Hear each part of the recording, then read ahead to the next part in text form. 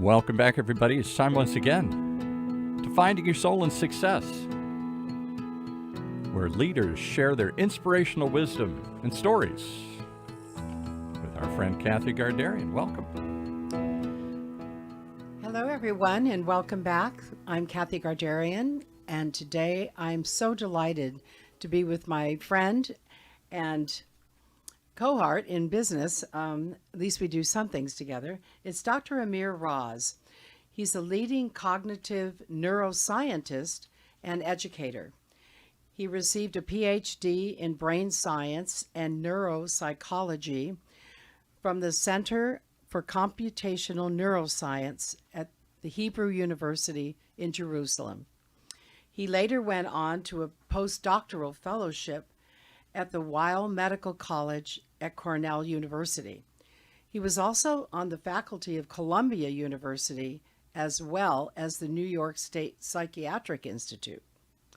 Today, Dr. Raz is a professor of psychiatry, neurology, neurosurgery, and psychology at McGill University in Montreal. He is also the founding director of the Brain Institute at Chapman University. Now, but before Dr. Raz became an accomplished neuroscientist and educator, he was first known as a professional magician and entertainer. Now, I really want you to tell me a little bit more about how you started doing that, and also what you call magic and deception in science. Sure. Yeah. First of all, thank you so much for this kind and generous introduction, Kathy. It's a pleasure to be here. Thank you. I am, I have to remind myself every now and then that I'm a magician because I visit Magic Castle in LA now a lot more than I have in my entire life because I was on the East Coast before. Right. And now that I'm on the West Coast, Magic Castle is like the mecca of magicians. It's in LA. It's so much fun. Yeah. It is a lot of fun, and Yeah. it's a major hub for magicians. And every time I go there, I meet old friends and things like that. And it's really interesting, these silos of magic and science, because they usually don't intersect. You have very few magicians who are scientists. Oh, interesting. And very Right. few scientists who are magicians. And people always ask me, are you the best magician among the scientists, or are you the best scientist among the magicians? And, my canned answer is I'm neither one. I'm neither the best magician among the scientists or the best scientist among the magicians, because I don't think that there is such a thing. It's not a competition, really, but there's something really interesting about the question that you posed. Yeah. What does it mean to be a magician and deception and to do science? And the reason that it's interesting is because in general, what do we think about magicians? What's the stigma that is usually, or the aura that goes with, or the connotation that goes with magicians? It's usually somebody who's a snake in the grass, like a deceptive trickster, somebody who's willing to sell, his dear ones for an effect, somebody who's sort of very much into, the audience applauding at all costs kind of thing, with all kinds of back doors and trap doors and gaffed props and stuff like that. What is a scientist? It's the antithesis of that, right? Yes, absolutely. A scientist needs to be some kind of a dignified, honest, upstanding member of society, somebody who's intelligent and honest and forthcoming and transparent, almost like the diametrical opposition of a magician. Well, I'm both.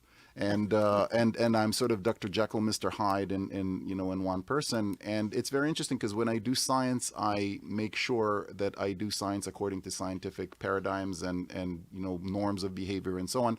And when I'm a magician, I allow myself to get into magical behavior, which includes deception and so on. And there's a gray zone. There's a twilight zone in between them, because in science, you can actually sometimes, with permission, use deception. Deception is not all bad. And part of what I'm trying to do is I'm trying to demonstrate, for example, in my psychological experiments, in my neuroscientific experiments, that we have a lot to learn from what deception does to the human brain or to the human mind, because in our life and as we navigate life, we deal with a lot of deception. Some of the deception comes from our peers. Some of the deception comes from, things that happen in our work environment, in our social dynamic.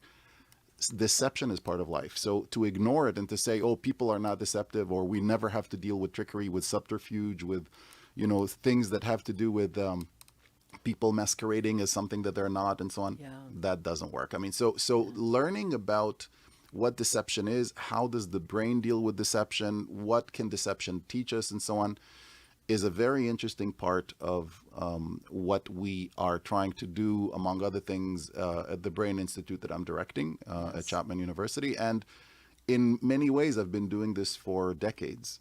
The interesting thing about science is that most scientists feel, or they stop a little bit shy of asking these questions because they don't know too much about deception. They don't know too much about subterfuge, about, taking concepts that have been entrenched for, if not thousands of years, then hundreds of years, with very clear principles for magic, and how do we study them in the lab. And I actually do these things. Wow.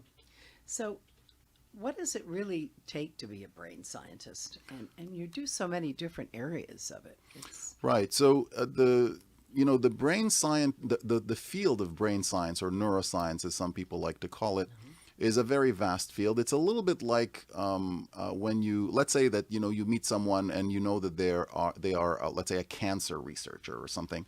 There's not one thing that is called cancer. It's like cancer is a very vast field with many kinds of cancer, many different, techniques, and even the science, it changes depending on what you're talking about. The same thing is with brain science and neuroscience. There's not one animal that is called a brain scientist. Brain science is a huge, vast field, and you can approach it from a computational standpoint, from a clinical standpoint. You can be a neurologist, you can be a psychiatrist, you can be a neuroradiologist, you can be an ophthalmologist, you can be a dermatologist. This is just from the clinical side. You can also be an electrophysiologist, you can be a psychologist, you can be somebody who comes from computer science and from physics. If you're doing, computational models, you can come from cellular and molecular biology, from anatomy. It's a very, very large field. Some people are getting into brain science from anthropology, from the social sciences, from sociology. So brain science has become this huge umbrella that encompasses many, many disciplines. And what is common to all of them is the interest in trying to study the brain and what the brain does as the organ of behavior, and something that has to do with our core values as humans. I mean, we have recognized over the years that you do not find your humanity in your liver or in your kidneys, not in your spleen, and not even in your heart, although this is the language that we often find in poetry and so on, but also in scripture. But we actually are humans because of our brains. This is really something that cognitively, emotionally guides our thoughts and our actions. So how did you get interested in this when you were young? And what drew you to this? In many ways, and I think many roads that I took led to the brain, among other things. So some of it is serendipitous, right? Some of it is just sort of by fluke, luck, whatever you want, randomness, whatever you want to call it, just somebody who's navigating the paths of life and sort of finding things and meeting people and reading books and so on. So there's certainly, an element of that. But the volitional element, the element that came from me, actually has to do with magic. So when I was a young magician, when I was going to the public library reading about coins and handkerchiefs and all these things that kids do when they're young, I encountered a group of magicians, teenage magicians, who were doing hypnosis shows.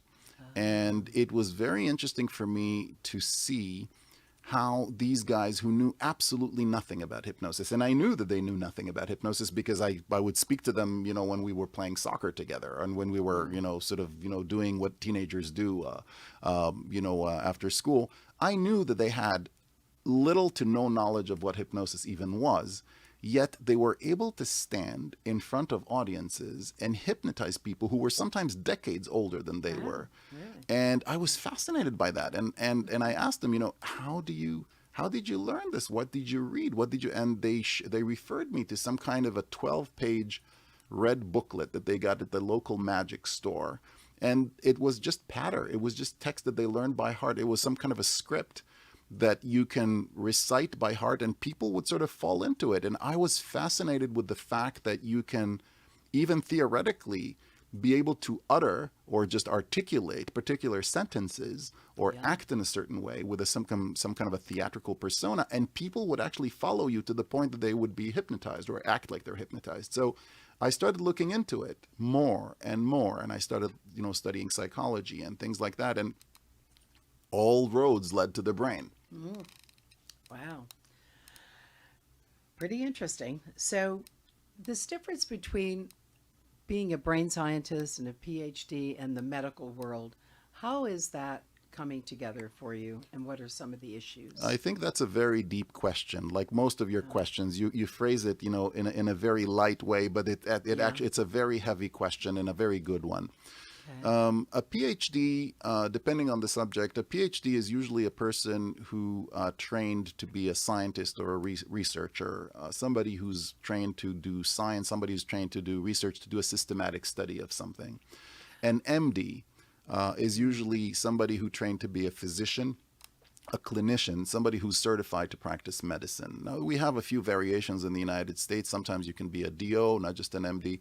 And sometimes you don't have to be a PhD. You can have similar degrees like a DSc or something like that. But at the end of the day, I was, for example, for most of my professional life, a PhD in an MD environment. I was a PhD inside of, at first it was Cornell Medical School, then it was Columbia Medical School, then it was McGill Medical School. But it's very strange to be sort of a non-clinician or a scientist or a researcher in an environment that is mostly medical or clinical, where practitioners are trying to give treatments to patients who need their help.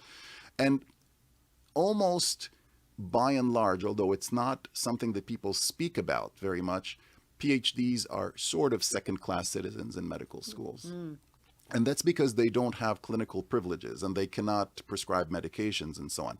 This is not true universally, but I would say that, this is the trend, and it's more than a trend at certain places.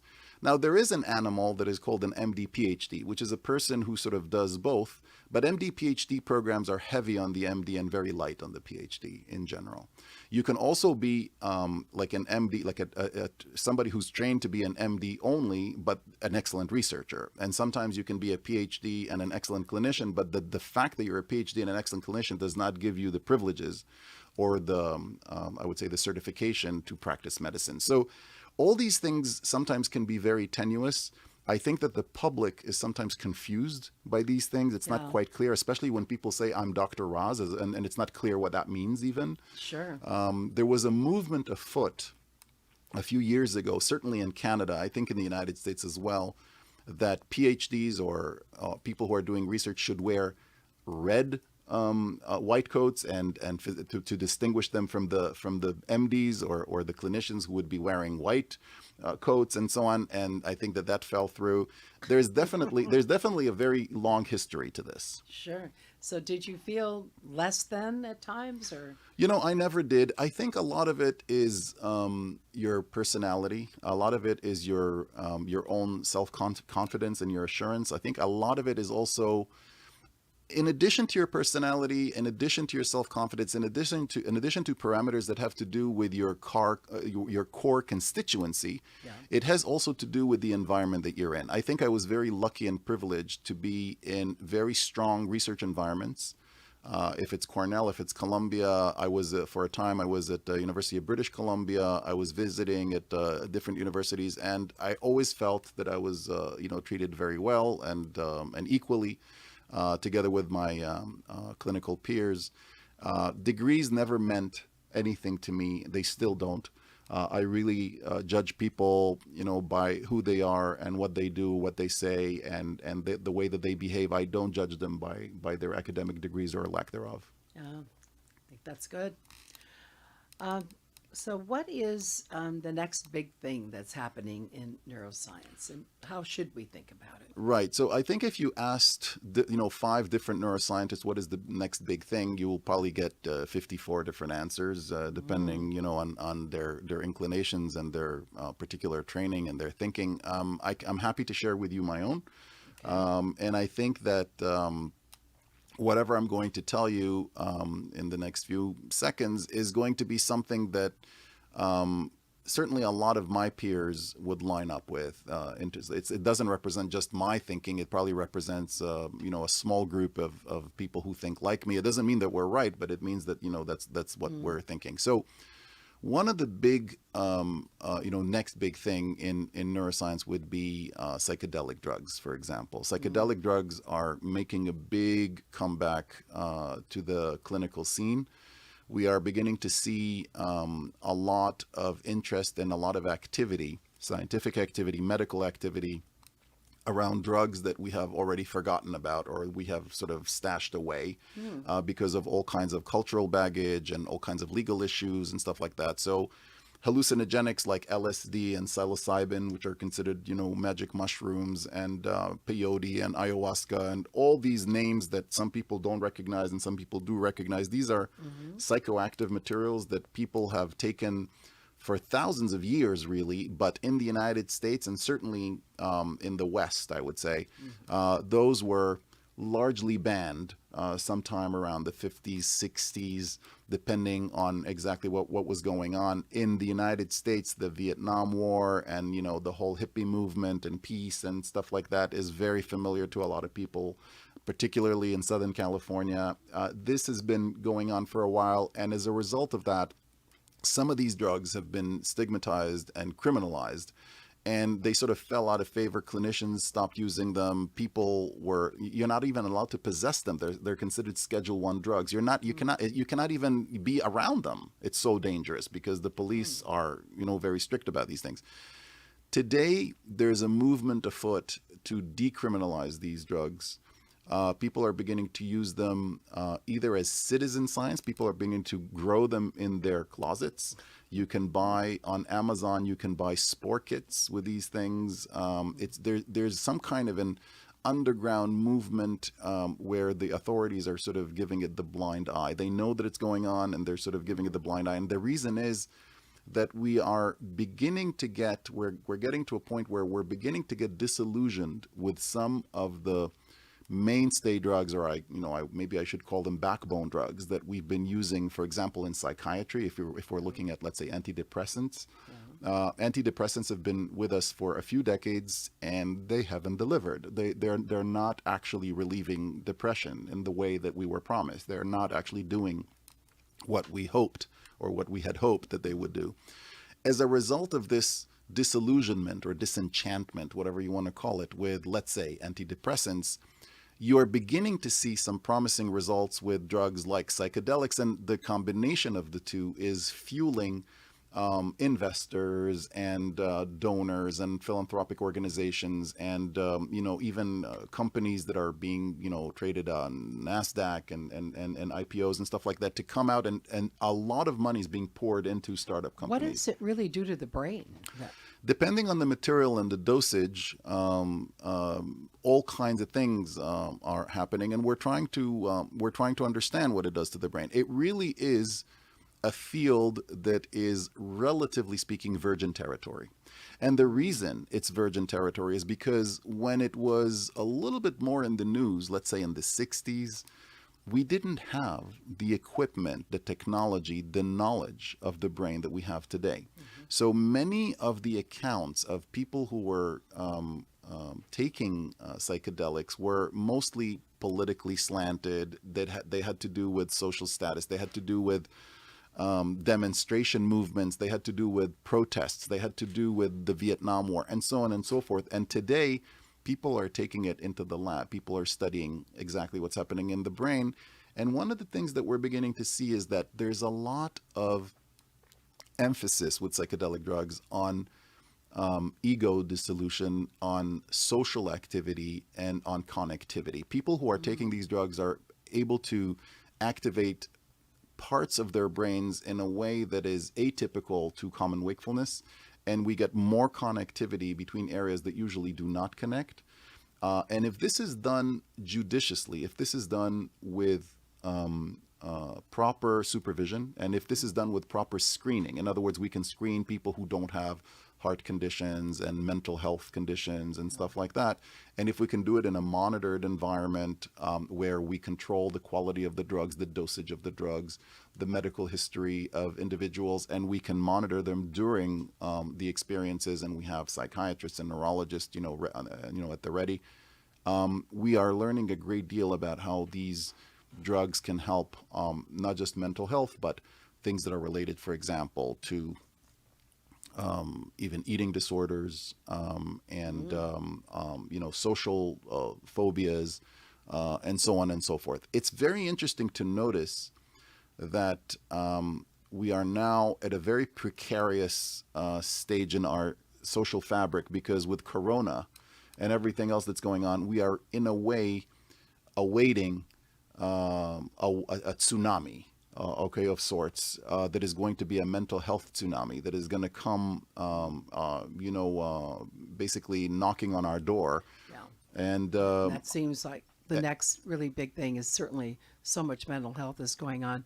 I want to say that we're going to talk more about this in just a moment. We're going to take a short commercial break.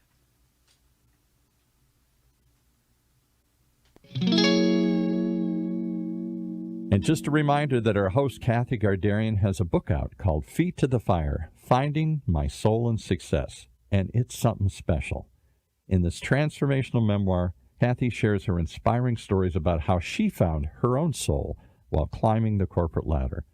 Relying on open-hearted love as her primary motivational tool, Kathy defied the traditional male business structure to become founder and CEO of her own company, Qualis International, a multi-million-dollar sales and distribution company with clients like Home Depot and 7-Eleven. Within these pages, Kathy emboldens readers to bravely hold their own feet to the fire while giving them the tools necessary to achieve deep, meaningful change in the midst of discomfort. With humility, humor, wisdom, and warmth, Kathy offers an alternative path to prosperity using feminine principles that will empower women everywhere. As Deepak Chopra put it, Feet to the Fire is for anyone interested in true success. Using her own story as an example, Kathy offers useful, accessible tools for transformation, combining business with self-awareness. Simply visit feettothefires.com. That's feettothefires, plural.com. Good. Well, we're back, and this whole thing about using drugs, on the brain. What do you know? There's so much talk about what you can do, regarding aging. There's so many baby boomers that are interested in staying really sharp. And what about Alzheimer's and all of that? How does that impact that? Yeah, I mean, we are living in a society where people are getting older. Longevity is increasing. We live for longer and longer, and we are interested in the quality of life. We're not interested in just living. We want to live, with a good quality of life, and that includes keeping our cognitive faculties intact and remembering things about our narrative history and about our families and what we did and stuff like that. So we are all terrified of cognitive impairments and Alzheimer's and so on, and that's only natural. It's human to be concerned about that. One of the interesting things, and these are research directions. So Alzheimer's has been a big black box for us for a long, long time. A lot of money has been poured into research, brain research and development of new drugs, and we've been largely unsuccessful. We haven't been able to come, with a magic bullet, not even with half a magic bullet. We've been able to get all kinds of interesting insights into the brain and what happens to the aging brain and so on, but we don't have a solution. We still don't have a solution. Recently, something interesting happened. The FDA actually approved a drug after 20 years of not approving anything that is related to Alzheimer's. Suddenly, recently, there was an approval of a drug, but there's so much commotion around that approval and whether it was exactly kosher and what was the process and were there any kind of political forces around it, and scientists have raised all kinds of objections and people have been fired and so on. So it's very clear that even the recent breakthrough, if you want to call it, in within double quotes or quotation marks, we're not quite there. What psychedelic drugs are offering is a weird hope that we would be able to activate the brain or connect parts of the brain in ways that otherwise would be difficult. What people are doing now more and more, and this is happening under the radar, it's just a social phenomena, people are beginning to microdose. Now, what is microdosing?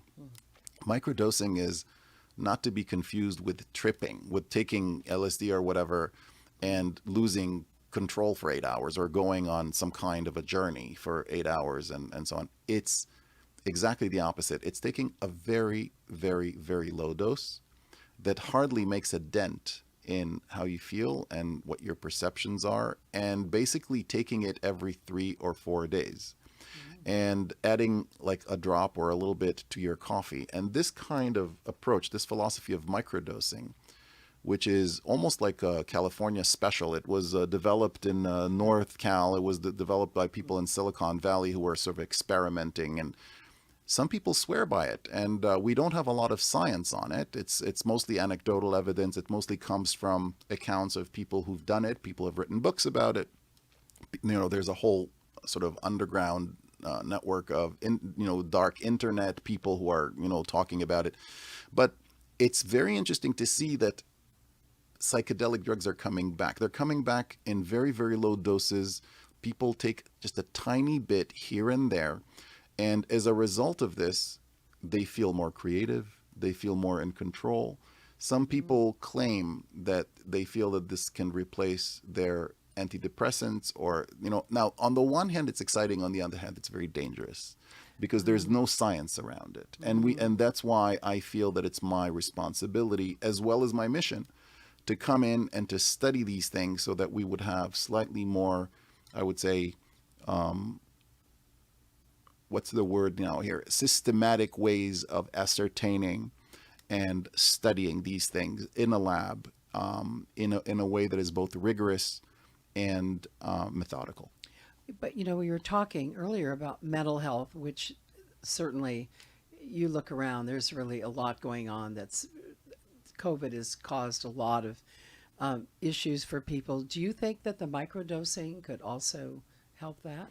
It might. I think that at the end of the day, it's really a function of evidence. We need to collect data and we need to see what it does. We need to see what it does to young people and to older people. We need to see what it does to people who are under social stress and people who are under stress at work. Even stress is not a monolithic term. It comes in like different flavors and different aromas. So we need to get a better handle on what it is that we're trying to determine that these drugs are good for, at what dose, to what people, under what circumstances. And that's a whole, it's going to take years for these things to come out.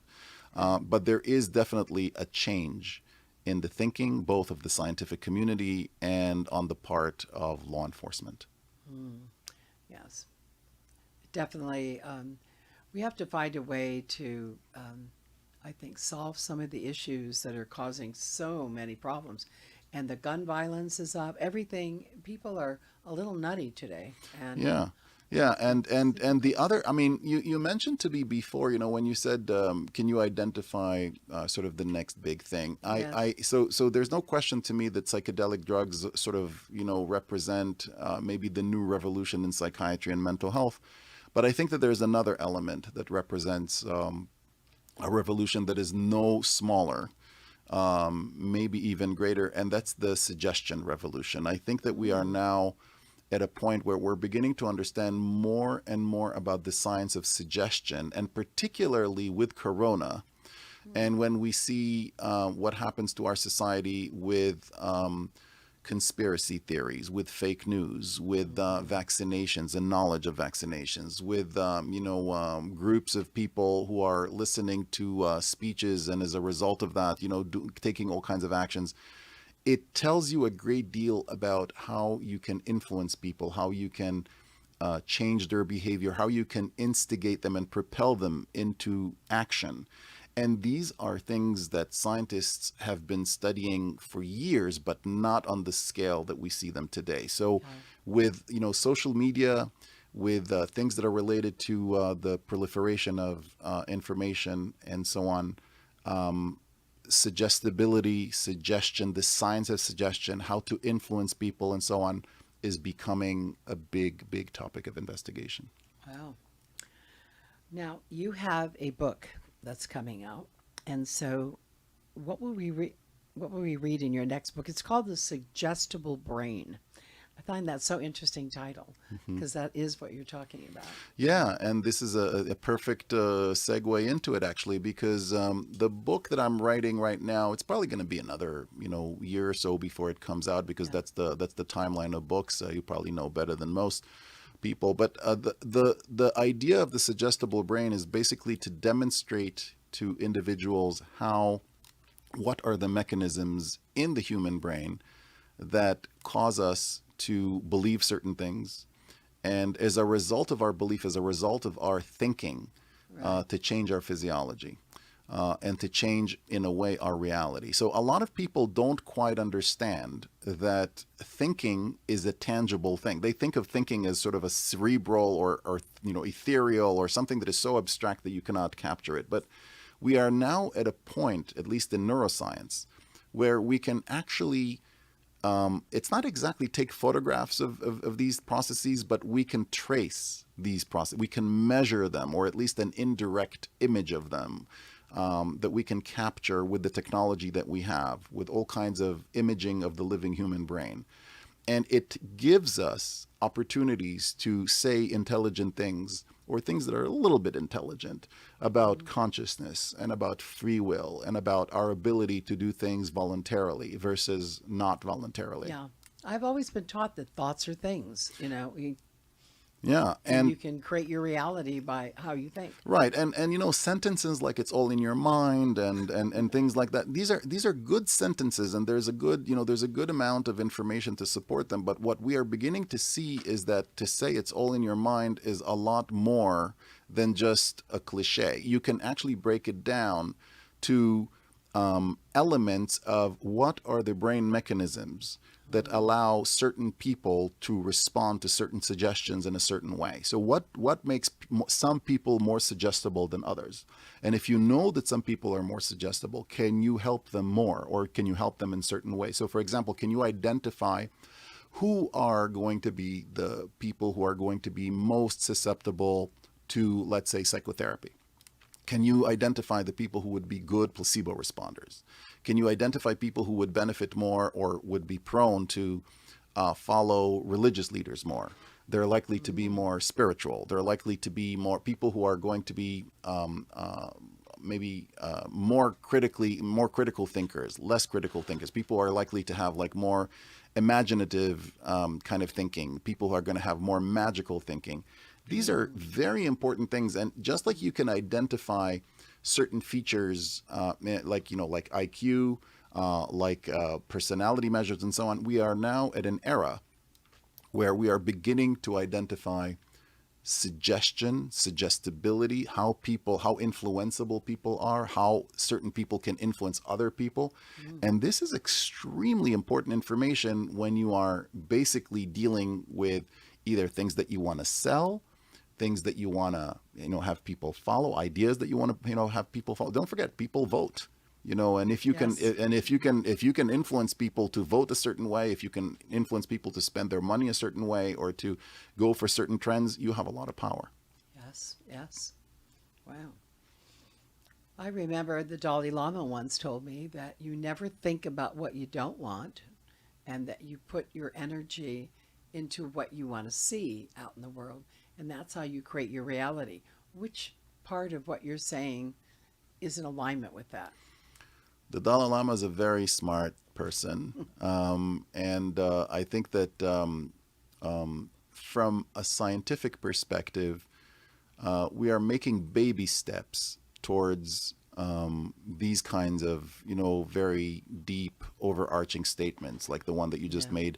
But one thing is for sure, we are beginning to understand certain things that we didn't understand before. For example, we understand that we can change our body temperature, our core body temperature with thinking, by thinking certain things or by, imagining certain things. We are beginning to understand how we can change our pain thresholds. We are beginning to understand how we can even influence sugar levels, for diabetic people by telling them, that the sugar content of what they're eating is different from what it actually is. So if you tell them that something has a lot of sugar in it, their sugar level changes differently than if you tell them that it doesn't have a lot of sugar in it. Really? Although it's exactly the same, they're eating exactly the same thing. So, people, their feeling of how satiated they are, how full they are, is a function of the labels that you give certain things. So if you tell them that a particular shake is indulgent versus if you tell them that, it's just a regular diet shake, they're going to feel less full as a result of the label that you give the shake. And these are all things that we are studying the physiology of. In other words, it's not just based on what the person is telling me. We can actually see what, the hormones that are being released, the underlying physiology, and how it's actually coming to be, not because the person is telling me and playing some kind of a role enactment thing. This is not acting. This is not the theater. They're actually feeling it because it's actually happening. So, Suggestible Brain. We look forward to that. So, well, how can people reach you? I think the best way to reach me is just to go to the Chapman University Brain Institute website. And there's a portal there that allows to send me an email, and they can send me a question or, a request or, whatever they feel like sharing. And it's going to get to me. I might be a little bit slow to respond because I have a big volume of emails coming in, but I have some trusty assistants who are going to, print it out, bring it to my attention, and I'm usually pretty good at getting back to people. Good. And I always like to ask because I love quotations. So what's one of your favorite quotations, and what is it, why is it important to you? To me, and I know a lot of great quotations, at this point in my life, one of my favorite ones is under promise and over deliver, as opposed to over promise and under deliver. I think that especially when I deal with young people who always boast that they can, bake 20-minute brownies in 2 minutes and things like that, I always tell them, one good lesson for life, and certainly if you're dealing or you're going to be dealing with science or anything like that, under promise and over deliver. It's short and easy to remember. Yes, I like that a lot. That's great. I am so happy you came today and shared your wisdom with everyone. And I want you to come back again. So we have to figure that out. With pleasure, anytime. Yes, that'd be great. So thank you, everyone, and we'll see you next time. Take care. And there you have it. Another episode of Finding Your Soul in Success, with leaders sharing their inspirational wisdom with Kathy Gardarian.